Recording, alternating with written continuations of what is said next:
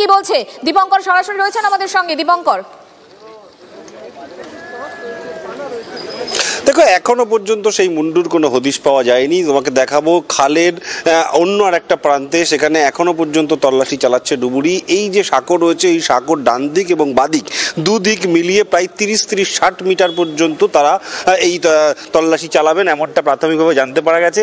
ইতিমধ্যে ঘটনাস্থলে আবার আমি দেখাতে বলবো সুকান্তকে, এসডিপিও এসছেন, তিনি বিষয়টি আবার একবার দেখতে এসছেন ইতিমধ্যে এসডিপিও ঘটনাস্থলে। এবং যে ঘটনা দত্তপুকুরে ঘটে গেছে সেই ঘটনার পরিপ্রেক্ষিতে কিন্তু এই যে মুন্ডু সেটা কিন্তু খুঁজে বার করাটা ভীষণ জরুরি। কারণ সব থেকে বড় বিষয় হচ্ছে যেহেতু দেহের একটা অংশ পাওয়া গেলেও মুন্ডু পাওয়া যায়নি এবং নৃশংসভাবে তাকে খুন করা হয়েছে এমনটা পরিষ্কার হয়ে গেছে। কারণ তার দেহে বিভিন্ন জায়গায় ক্ষতবিক্ষত ছিল, হাত বেঁধে পুড়িয়ে দেওয়া ছিল, পা পুড়িয়ে দেওয়া ছিল, সম্ভবত অ্যাসিড দিয়ে পুড়িয়ে দেওয়া হচ্ছে এমনটা মনে করছেন পুলিশ। এবং একই সঙ্গে তার দেহ থেকে মুন্ডু নিয়ে অন্যত্র ফেলা হয়েছে এবং সেই মুন্ডু ক্ষেত এবং তার আশেপাশে খুঁজে না পেয়ে তারপর স্লিপার ডগ আসে। তারা সেই স্লিপার ডগ এসে এই পুকুরে এই খাল পর্যন্ত দিক নির্দেশ করে এবং তারই পরিপ্রেক্ষিতে কিন্তু এই খালে তল্লাশি চালানো এবং দীর্ঘক্ষণ ধরে এই তল্লাশি চলছে, কিন্তু কোনো রকম হদিশ পাওয়া যায়নি। তার পরিপ্রেক্ষিতে স্লিপার ডগ এনেও কোনো রকম কাজ হচ্ছে না, লাভ হচ্ছে না।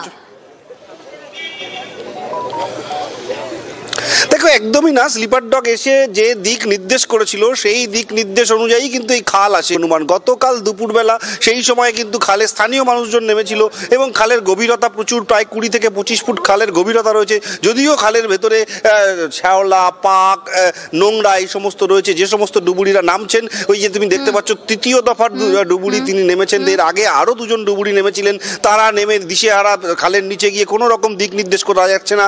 বারবার তারা নামছেন, তারা তল্লাশি করছেন, বারবার তারা নামছেন, তারা তল্লাশি করছেন, কিন্তু কোনো রকম জায়গা তৈরি করা যাচ্ছে না। নজর রাখো, এখনো কাটা মুন্ডুর খোঁজ পাওয়া যায়নি। এই ঘটনা পেছনে কে রয়েছে, দেহ কার, পরিচয় কি, কিছুই এখনো জানা যাচ্ছে না। তবে তল্লাশি করছে পুলিশ।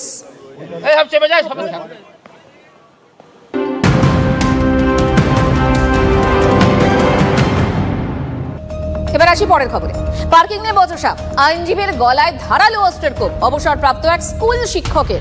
নাগের বাজারের ঘটনা, নাগের বাজারের হনুমান মন্দির সেই সংলগ্ন মন্দির সংলগ্ন অম্বিকা কমপ্লেক্সের ঘটনা।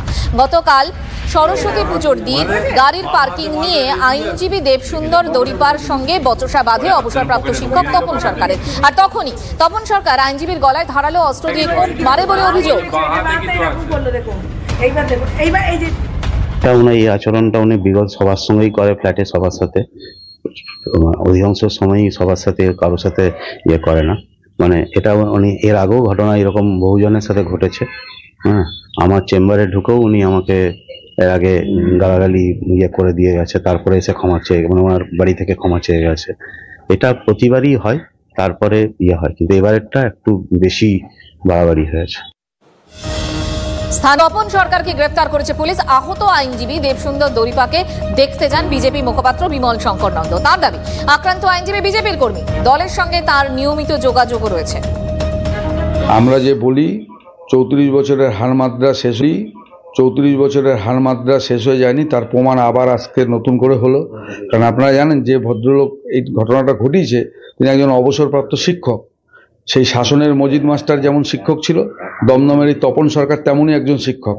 তা নাহলে 75 বছর বয়সে একটা 25 বছরের ছেলের মতো ব্যবহার করে আমাদের একজন কর্মীকে যেভাবে কালকে আহত করেছে, যদি আর 1 ইঞ্চির নিচে ঘটনাটা ঘটতো তাহলে হয়তো গলার নলিটা কেটে যেত, 1 ইঞ্চি ওপরে যদি ঘটনাটা ঘটতো তাহলে হয়তো চোখটা অন্ধ হয়ে যেত।